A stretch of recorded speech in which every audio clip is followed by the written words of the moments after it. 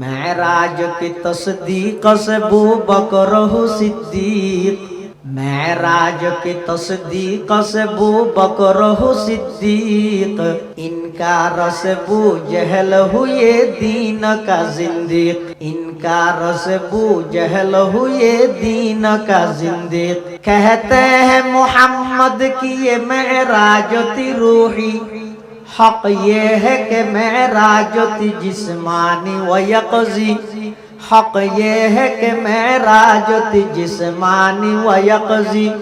मेराज तो कुर्सी शुदा ओ सबअ समावात, आदम से बराहीम से भी हुई मुलाकात।